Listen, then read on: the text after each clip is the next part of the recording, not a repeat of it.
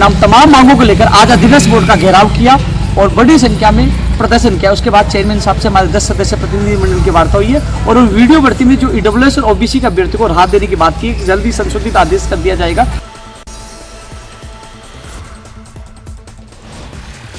उदयपुर के सुखेर थाना क्षेत्र के बीएसएफ कैंप के पास गुरुवार देर शाम सड़क पर गंभीर हालत में एक युवक तड़पता मिला।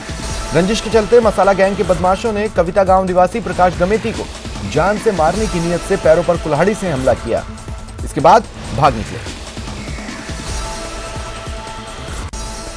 आज कोटा में गणपति की विदाई के दौरान लोगों में काफी उत्साह दिखा।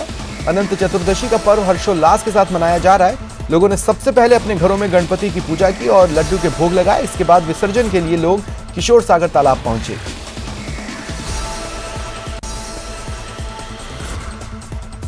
लंपी के बढ़ते कहर और मृत पशुओं की बेकदरी को लेकर आज अजमेर में भाजपा देहात की ओर से सीएम अशोक गहलोत के नाम कलेक्टर को 8 सूत्रीय मांगों का ज्ञापन सौंपा गया।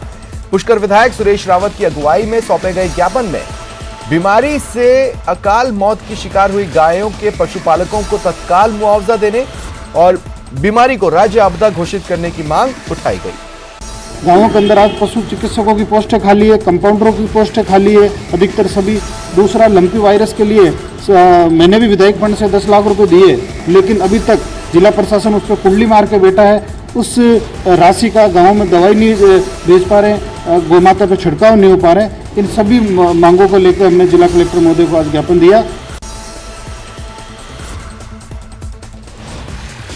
अलवर जेल चौराहा स्थित सार्वजनिक प्रचंड महादेव मंदिर के पुजारी जो 31 अगस्त से लापता थे, गुरुवार की रात सकुशल अलवर पहुंचे। हालांकि पुजारी राजकुमार की तबीयत खराब होने की वजह से परिजनों ने उन्हें अस्पताल में भर्ती कराया। बता दें, पुजारी ने 9 सितंबर को आत्मदाह की चेतावनी दी थी, लेकिन फिर गायब हो गए। पुलिस ने उनकी तलाश के लिए कई टीमें बनाई, वो नहीं मिले। अब उनके ठीक होने के बाद पुलिस उनसे पूछताछ करेगी कि वो इतने दिन कहां गायब थे। हमने 3-4 टीमें बनाई हुई थी, बस स्टैंड पे, जेल चौराहे पे, रेलवे स्टेशन पे, जो भी आने जाने वाली बस ट्रेन है उनको खंगाला था। जेल चौराहे पे मैंने कभी किसी पर्सनल गाड़ी से भी आ सकते हैं वो। तो 12 बजे के लगभग हम 9 तारीख स्टार्ट होते हैं हम उनको ढूंढने में लगा। हाँ, तो 1:20 के लगभग वो किसी हरिद्वार से कोई ट्रेन आई थी, उसमें आए थे। अलवर में आज बस स्टैंड के पास ओसवाल स्कूल के सामने वार्ड नंबर 18 के लोगों ने पानी की समस्या को लेकर जाम लगाया। ये जाम करीब 1 घंटे तक चला। मौके पर पुलिस और जलदाय विभाग के अधिकारी पहुंचे। उनके समझाने के बाद जाम लगाए लोगों ने जाम हटाया, लेकिन चेतावनी भी दी कि अगर पानी की सप्लाई समय पर नहीं हुई तो उग्र आंदोलन करेंगे।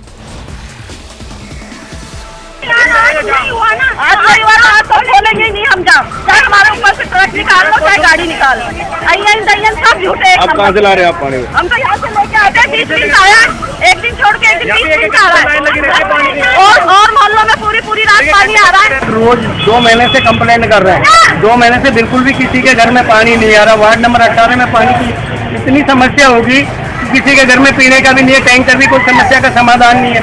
हम रोज टैंकर मंगा रहे हैं, टैंकर 600 रुपए में टैंकर आ रहा है। देखो, धोबी वाला, हकीम जी की गली, बैरू थाना, नुक्ति का कुआं, मीना की गली, बीरवाल, भीकम से सारी जगह पानी नहीं आ रहा और JNN से कहते हैं तो आ जाएगा। पिछले करीब 1 माह से चोरी की वारदातों से दौसा के लोगों की नींद उड़ी हुई थी।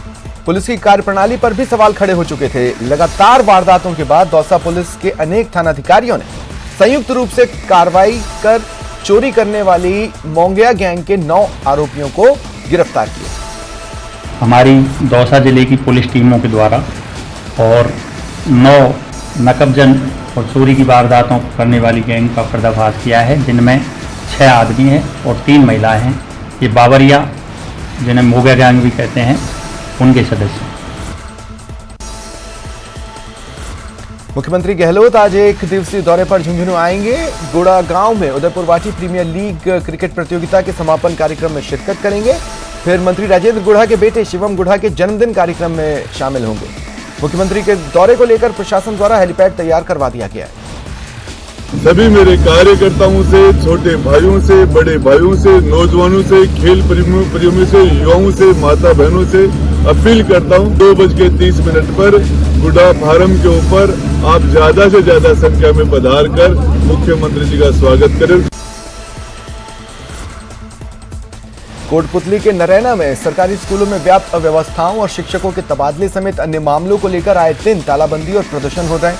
शुक्रवार को नरैना कस्बे के स्थित महात्मा गांधी राजकीय अंग्रेजी माध्यम स्कूल में व्याप्त अव्यवस्थाओं को लेकर विद्यार्थियों का गुस्सा फूटा। गुस्साए विद्यार्थियों ने स्कूल के गेट पर ताला जड़ा और प्रदर्शन किया।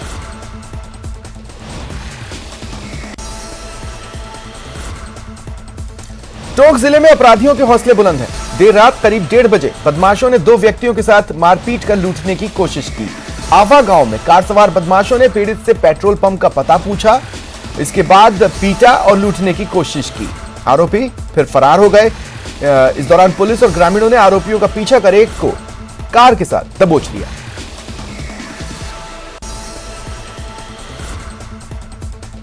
राजसमंद शहर में गणेशोत्सव की धूम है। जगह जगह लगे गणेश पंडालों में बप्पा के दर्शनों के लिए श्रद्धालु पहुंच रहे हैं।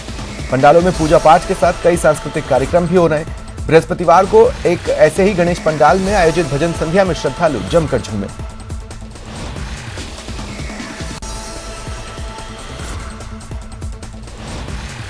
बीकानेर के नाल पुलिस थाना क्षेत्र के एक खाली प्लॉट में युवक का शव मिला। इसकी पहचान 20 वर्षीय पवन मेघवाल के रूप में हुई। शव पर चोट के निशान हैं। पुलिस जांच कर रही है।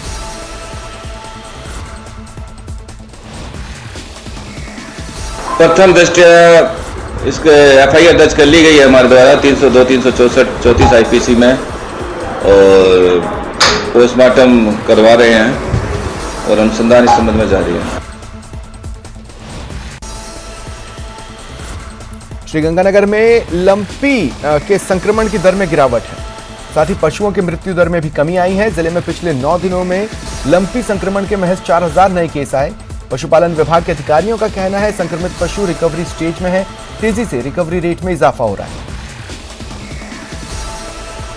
क्योंकि मौसम में परिवर्तन आ रहा है, बारिश की कमी हो गई है, तो मौसम ने भी हमारा साथ दिया है और हमारे कर्मियों ने भी, पशुपालकों में भी जागरूकता फैली है। जो राजस्थान सरकार मुख्यमंत्री महोदय ने बार बार जो मीटिंगों का आयोजन करके और सूचना तंत्र को प्रभावी बना के जो जागरूकता का संदेश दिया है, उससे लोगों में जागरूकता हुई है। उससे भी हम इसको कंट्रोल करने में कामयाब हुए हैं।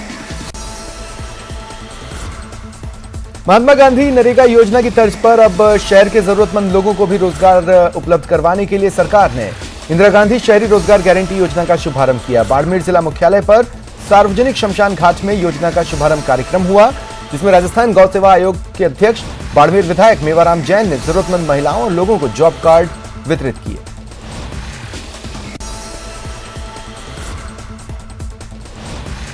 लंपी की रोकथाम के लिए शुक्रवार को चूरू जिला मुख्यालय पर चूरू विधायक राजेंद्र राठौड़ की अगुवाई में भाजपा कार्यकर्ताओं ने कलेक्टर को ज्ञापन दिया। ज्ञापन में पशु मुआवजे समेत 8 मांगे हैं। राजेंद्र राठौड़ ने बताया कि पशुपालन विभाग में चिकित्सा कर्मियों के पद खाली पड़े हैं। संक्रमण बढ़ रहा है, लेकिन अभी तक सरकार ने इसे महामारी घोषित नहीं किया। चिकित्सालय उपकेंद्र है जो बंद पड़े हैं। इस लंपी के फैलने के बाद एक भी चिकित्सक और पशुधन सहायक की नियुक्ति नहीं हुई, दवाइयां नहीं है और मृत पशुओं को दफनाने के लिए वैज्ञानिक तरीका नहीं है। आज इस बात को लेकर हमने जिला कलेक्टर को ज्ञापन दिया है। करौली विधायक लखन सिंह मीणा विधानसभा क्षेत्र के दौरे पर थे। उन्होंने अपने आवास पर जन सुनवाई की। जन सुनवाई के दौरान लोगों ने पानी, बिजली, सड़क समेत विभिन्न समस्याओं से उन्हें अवगत करवाया।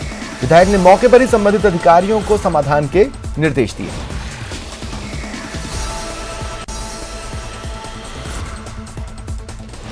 केंद्रीय मंत्री कैलाश चौधरी ने लंपी बीमारी को लेकर सीएम अशोक गहलोत पर राजनीति का आरोप लगाया। उन्होंने जोधपुर में कहा कि गायों की लंबी बीमारी से मौत की जिम्मेदारी राज्य सरकार पर है। सरकार की लापरवाही जग जाहिर हो रही है।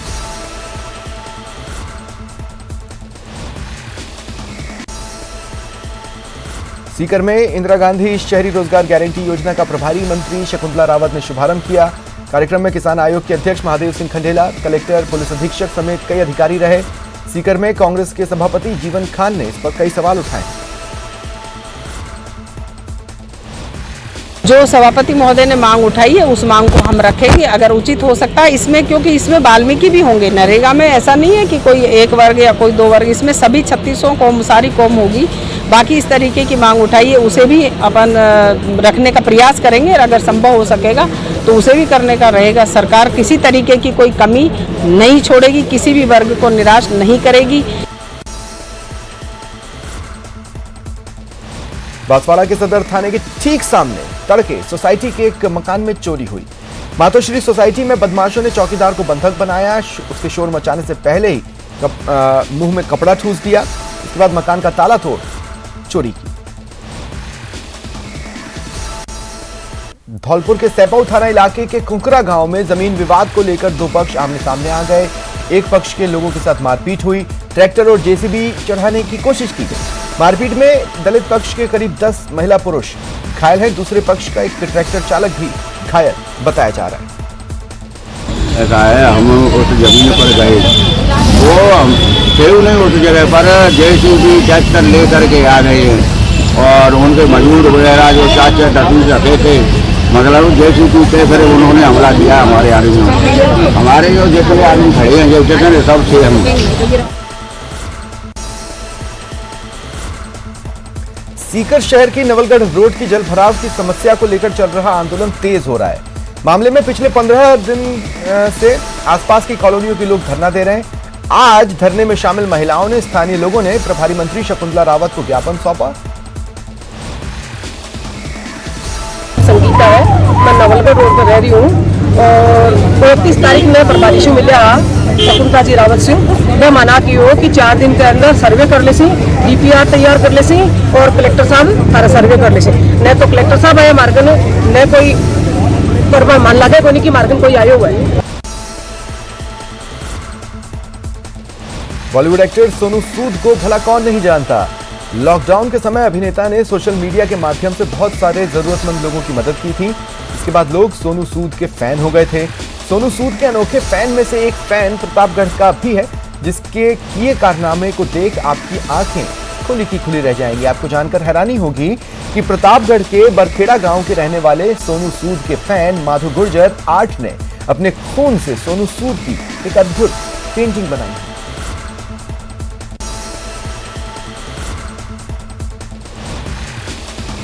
नागौर के कुचामन क्षेत्र में हनुमानगढ़ किशनगढ़ मेगा हाईवे पर स्थित राणासर गांव के पेट्रोल पंप से हिस्ट्री शीटर और उसके साथियों ने सरपंच को के पोते का अपहरण कर लिया। तत्कालीन अपहरित युवक के चाचा और कुचामन पुलिस ने बदमाशों का पीछा किया। करीब 2.5 घंटे के अंदर पोते को बदमाशों के चंगुल से छुड़ा लिया गया। पेट्रोल पंप होते हुए मालूमात किया तो पता चला कि एक हरी बिजाड़िया एचएस लोसल थाने का है, जो यहाँ कोई रसाल का है, रमेश दैया, उसका किडनैप करके ले गए हैं। जिस पर लोसल व चितावा थाना को भी नाकाबंदी के लिए किया। मैं एसएचओ मेरे साथ क्यूआरटी थाने के जाब्ते के साथ उसका पीछा वगैरह किया, नाकाबंदी करवाई और इनके परिजनों को भी साथ में लिया।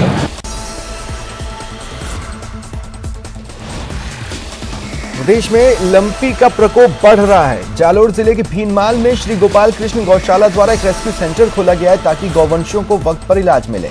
यहाँ सैकड़ों गायों का हर रोज निःशुल्क इलाज हो रहा है। एम्बुलेंस की भी व्यवस्थाएं की गई हैं।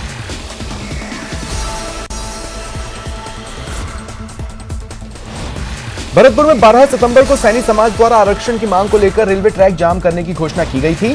प्रशासन सतर्क दिखा। प्रशासन ने सैनी समाज के प्रतिनिधि मंडल के साथ संभागीय आयुक्त कार्यालय में वार्ता की, जो सकारात्मक रही, जिसके बाद प्रतिनिधि मंडल ने जयपुर में उच्च स्तरीय वार्ता की मांग उठाई, जिस पर सहमति बनी।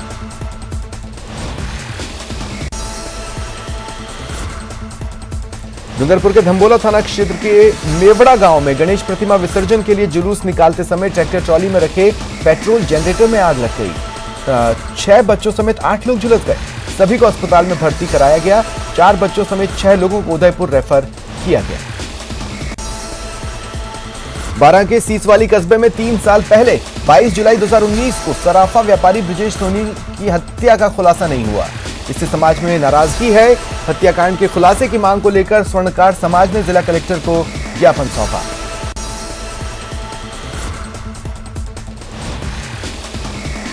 सवाई माधोपुर जिले के गंगापुर सिटी कस्बे में भव्य रूप से गणेश विसर्जन यात्रा निकाली गई। सैकड़ों की संख्या में लोगों ने भाग लिया।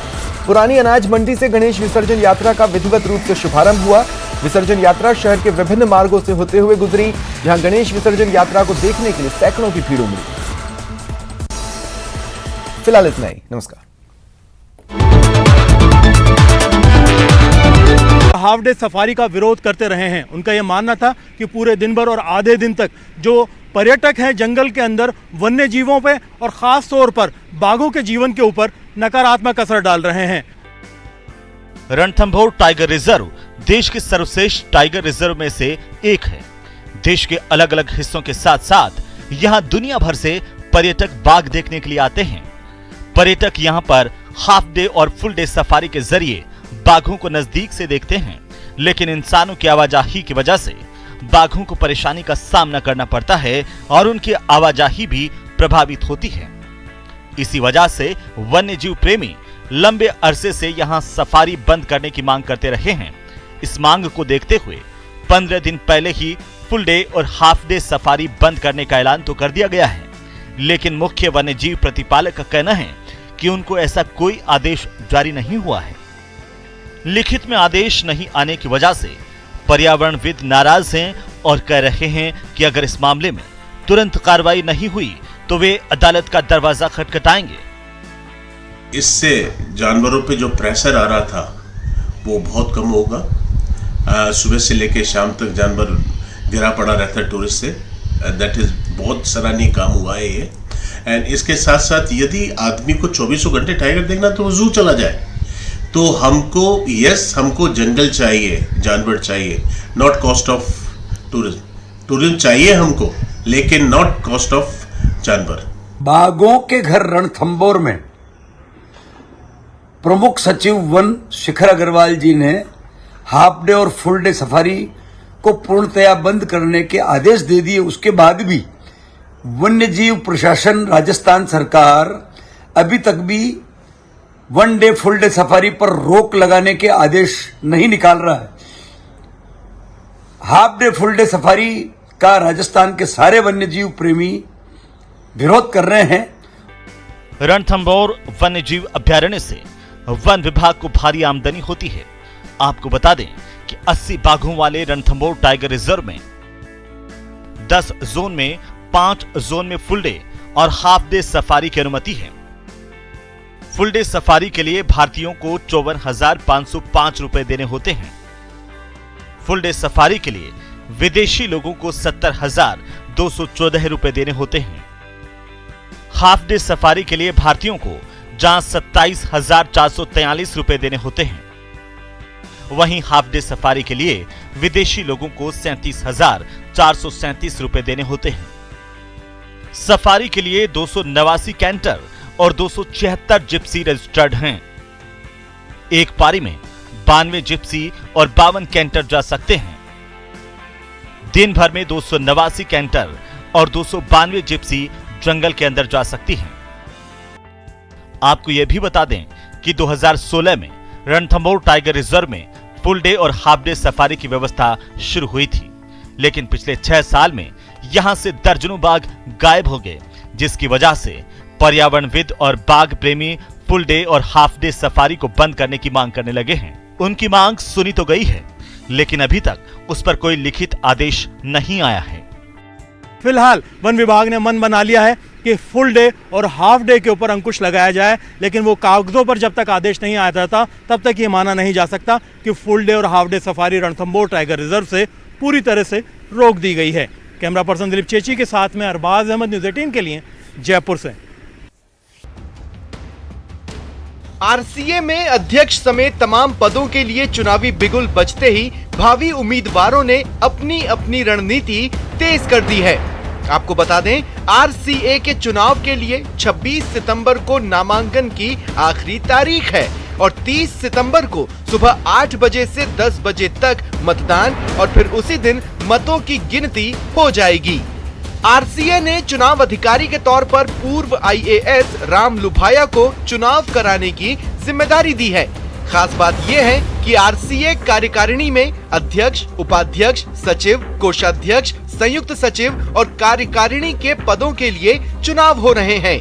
इस बार चुनाव में कुल 36 मतदाता हैं, जिसमें से 33 जिलों के सचिव और 3 खिलाड़ी सलीम दुर्रानी, गगन खोड़ा और पंकज सिंह वोट करेंगे।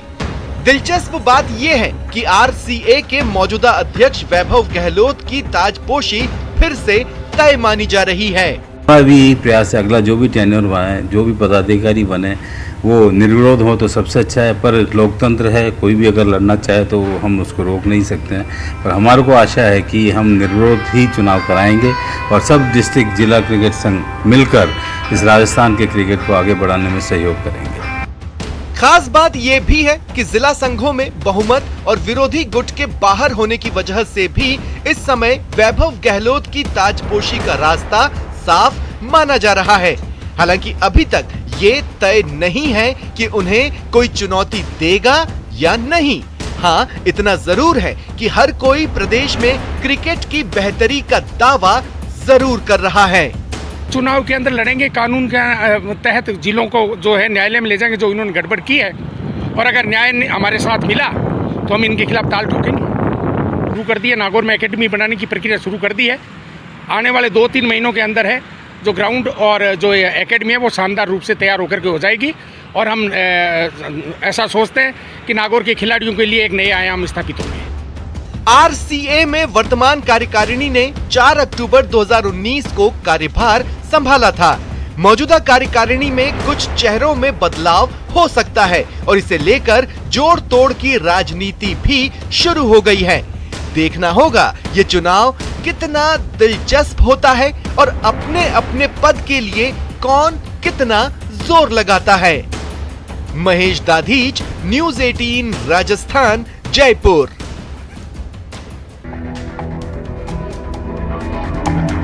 प्रदेश सरकार ने शहरी क्षेत्रों में निवास करने वाले परिवारों को संबल देने के लिए मनरेगा की तर्ज पर इंदिरा गांधी शहरी रोजगार गारंटी योजना का आगाज किया। 9 सितंबर से शुरू हुई इस योजना में लगभग 2.25 लाख लोगों ने पंजीकरण करवाया है।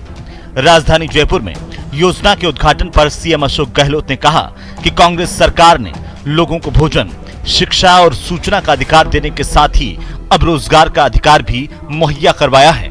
केरल में, उड़ीसा में, मध्य प्रदेश में, झारखंड, हिमाचल प्रदेश में और छोटे मोटे रूप में काम चलता था।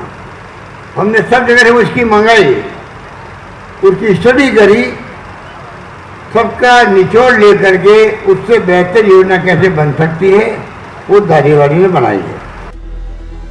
राजस्थान के 213 शहरी निकाय क्षेत्रों में निवास करने वाले परिवारों को हर साल 100 दिन रोजगार उपलब्ध करवाने के लिए राज्य सरकार 800 करोड़ रुपए खर्च करेगी। ये देश की इस तरह की सबसे बड़ी रोजगार गारंटी योजना है। शहरी क्षेत्र में आज 35% की आबादी है और गांव में सिर्फ 65% रहे। माइग्रेशन खूब होता जा रहा है। रोजगार के लिए जो है लोग बाग शहरों में आते हैं। इन बातों को देखते हुए मुख्यमंत्री जी के सोच था कि शहरों में भी अपन को महानरेगा की जैसी तर्ज पर ये योजना चलाई जानी चाहिए। सीएम ने प्रधानमंत्री के रेवड़ी के बयान पर पलटवार करते हुए लोगों से सवाल किया कि प्रधानमंत्री कह रहे हैं कि रेवड़ी बांट रहे हैं। हमारे यहाँ तो सर्दियों में